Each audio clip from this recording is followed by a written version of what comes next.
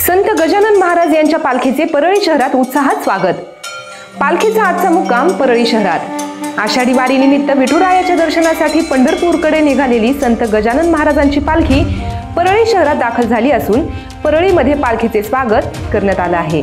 परळी शहरातील प्रमुख मार्गांवरून पालखी संत जगमित्र नागा मंदिरात दाखल झाली असून पालखीचा आजचा मुक्काम याच ठिकाणी असणार आहे। परळीमध्ये पालखी दाखल होताच प्रशासनाच्या वतीने देखील आवश्यक त्या उपाययोजना करण्यात आल्या असून संत गजानन महाराजांच्या पादुकांचे दर्शन घेण्यासाठी भाविक मोठ्या संख्येने संत जगमित्र नागा मंदिरात दाखल होत आहेत। आज परळीत मुक्काम करून सकाळी पालखीचे प्रस्थान पंढरपूरच्या दिशेने होणार आहे।